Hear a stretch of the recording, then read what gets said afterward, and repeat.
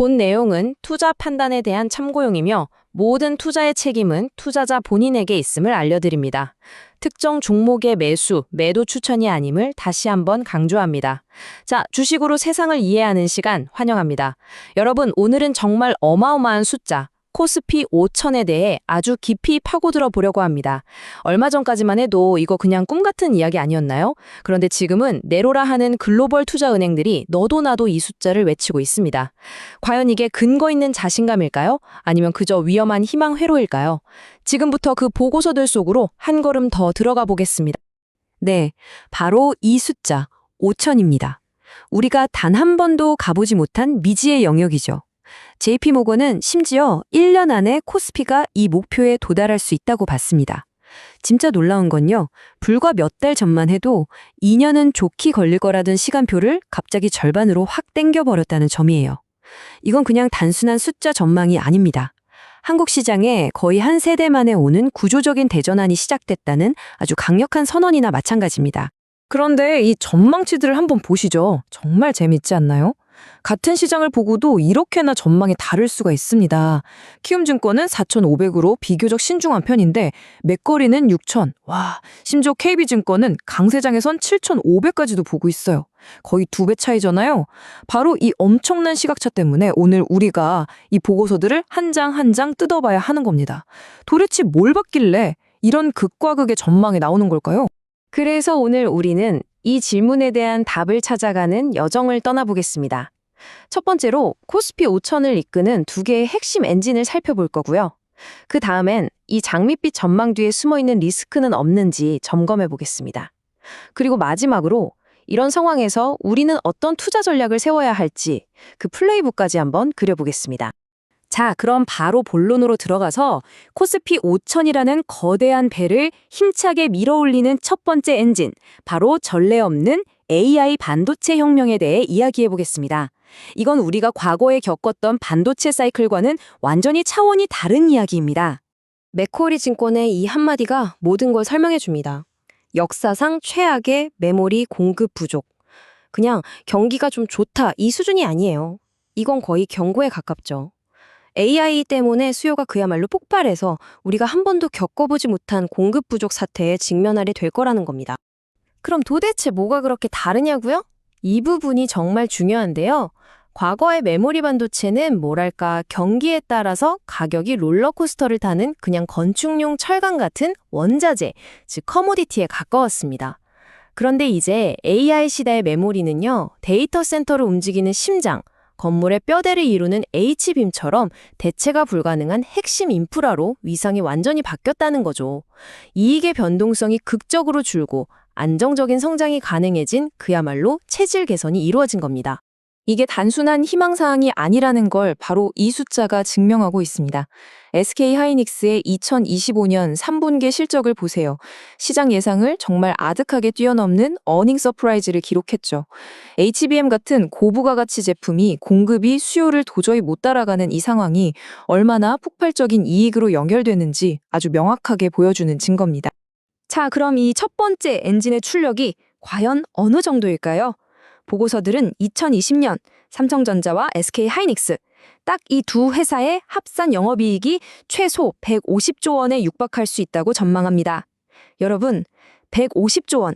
이게 얼마나 엄청난 숫자냐면요. 과거에는 코스피 전체 상장사 이익을 싹 다 합친 것보다도 더 큰 금액이에요. 그런데 이걸 단 두 회사가 해낸다는 겁니다. 코스피 5천 시나리오의 심장이 바로 여기서 뛰고 있는 셈이죠. 하지만 아무리 반도체가 대단하다고 해도 엔진 하나만으로는 시장 전체를 재평가하기엔 좀 부족하겠죠. 바로 여기서 반도체 엔진과 똑같은 무게를 가진 두 번째 엔진이 등장합니다. 수십 년간 한국 증시의 발목을 꽉 잡아왔던 고질병, 바로 코리아 디스카운트를 해체하려는 구조적인 개혁입니다. 아, 코리아 디스카운트. 정말 지긋지긋하게 들어온 말이죠. 쉽게 말해서 똑같은 물건을 팔아서 똑같은 이익을 내도 유독 한국 기업 주식만 해외 기업보다 싸게 거래되는 현상입니다. 그동안 주주들에게 이익을 잘 돌려주지 않는 문화, 그리고 좀 불투명한 지배구조 때문에 제 가치를 인정받지 못했던 건데 바로 이 오랜 족쇄를 끊어내려는 거대한 움직임이 시작된 겁니다. 사실 이런 거대한 변화의 문턱에 우리가 처음 서는 건 아닙니다. 보고서들은 과거 패턴에서 힌트를 찾고 있는데요. 1992년에 외국인에게 시장을 활짝 열자 저평가주가 재평가받는 저PER 혁명이 있었고요. 2004년 IMF 외환 위기 이후 기업 체질이 강해지자 수익성이 주목받는 ROE 혁명이 있었습니다. 그리고 지금 바로 세 번째 주주 환원 혁명이 시작될 수 있다는 겁니다. 핵심은 간단해요. 주주에게 돈이 가는 길을 막던 장애물이 사라질 때마다 시장은 폭발적으로 성장했다는 역사적 교훈이죠. 이번 혁명의 방아쇠는 바로 세제 개편입니다. 이 연쇄 반응 정말 기가 막힌데요. 한번 보세요. 정부가 배당 소득에 대한 세금을 낮추면 이재용 회장 같은 대주주들은 배당을 많이 받을수록 개인적으로 엄청나게 유리해집니다. 그럼 자연스럽게 회사에 더 많은 배당을 요구하게 되겠죠? 즉, 한 사람의 세금 문제가 시장 전체의 배당 문화를 바꾸고 결국 코리아 디스카운트를 해소하는 나비 효과를 일으킬 수 있다는 아주 흥미로운 시나리오입니다. 만약 이런 개혁이 성공하면 어떤 일이 벌어질까요? JP모건의 이 자료가 그 잠재력을 한눈에 보여줍니다. 기업의 자산 가치 대비 주가 수준을 보여주는 PBR을 보면 코스피는 아시아 평균에 비해 거의 40% 가까이 할인된 가격에 거래되고 있어요. 이게 무슨 뜻이냐면요. 다른 거 다 빼고 딱 이 할인율만 없애도, 그러니까 우리가 그냥 아시아 평균만큼만 대접받아도 지수가 지금보다 무려 60%나 더 오를 수 있다는 계산이 나온다는 겁니다. 정말 엄청난 잠재력 아닌가요? 자, 지금까지 두 개의 강력한 엔진에 대해 이야기했습니다. 정말 듣기만 해도 가슴이 뛰는 이야기지만 투자의 세계에 공짜 점심은 없죠. 이제 잠시 톤을 바꿔서 코스피 5천으로 가는 길을 한순간에 무너뜨릴 수도 있는 잠재적인 위험 요인들을 아주 냉정하게 짚어보겠습니다. 전문가들이 공통적으로 꼽는 4가지 역풍입니다. 첫째, K자형 송장. 반도체 같은 수출 대기업은 활활 나는데 우리 주변의 내수 경제는 오히려 더 침체하는 양극화 문제고요. 둘째, 언제 터질지 모르는 미중 갈등 같은 지정학적 리스크. 셋째, 이 모든 낙관론의 근거인 AI 열풍이 어느 순간 식어버릴 수 있다는 피크아웃 공포. 그리고 마지막으로 기업 밸류업을 추진하는 정부의 개혁 의지가 약해질 가능성입니다. 이 중에 단 하나라도 현실이 되면 5천으로 가는 길은 훨씬 험난해질 수밖에 없습니다.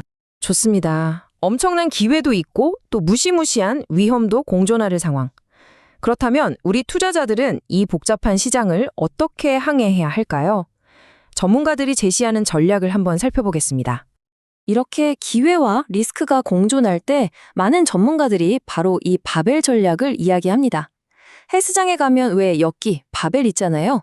양쪽의 무게를 똑같이 맞춰서 균형을 잡는 것처럼 우리 포트폴리오도 그렇게 균형을 잡는 겁니다. 한쪽 끝에는 AI 혁명의 수혜를 직접 받는 반도체 같은 성장주 엔진을 달고요. 다른 한쪽 끝에는 거버넌스 개혁의 혜택을 볼 금융, 자동차 같은 가치주 엔진을 두는 거죠. 어느 한쪽 엔진이 잠시 꺼지더라도 다른 쪽이 든든하게 받쳐줄 수 있도록 하는 아주 현명한 전략이라고 할 수 있겠습니다. 자, 이제 모든 조각들을 모아서 최종 결론을 내릴 시간입니다. 과연 코스피 5천은 우리에게 정해진 미래일까요? 아니면 우리가 함께 만들어가야 할 현실일까요? 정리하자면 이렇습니다. 코스피 5천이라는 대담한 주장은 세계의 단단한 기둥 위에 서 있습니다. 첫째, AI가 이끄는 역사상 본 적 없는 폭발적인 이익 성장. 둘째, 코리아 디스카운트를 해소할 거버넌스 개혁이라는 구조적인 변화. 그리고 마지막으로 미국의 금리 인하 등으로 조성될 우호적인 글로벌 매크로 환경. 이 세 가지 열쇠가 딱 맞아떨어지는 순간 우리는 완전히 새로운 시대를 맞이할 수 있다는 겁니다. 오늘 분석을 마무리하며 마지막으로 이 질문을 던져봅니다. 이제 국가는 더 이상 시장에 보이지 않는 손에 모든 걸 맡기지 않습니다. 가장 강력한 플레이어로 직접 등반해서 산업의 승자를 만들어내고 있죠. 전문가들은 이걸 신국가자본주의 시대라고 부릅니다. 이렇게 국가가 직접 산업의 흥망성쇠를 결정하는 시대에 우리의 투자 나침반은 과연 어디를 향해야 할까요? 어쩌면 기술의 혁신만큼 혹은 그 이상으로 국가의 전략과 얼마나 발을 맞추는지가 가장 중요한 투자 기준이 되는 것은 아닐까요? 이 질문에 대한 답을 고민해보는 것. 이게 오늘 우리가 얻어갈 가장 큰 수확이 될 겁니다. 구독과 좋아요 부탁드리며 이상 주식으로 세상 이야기였습니다.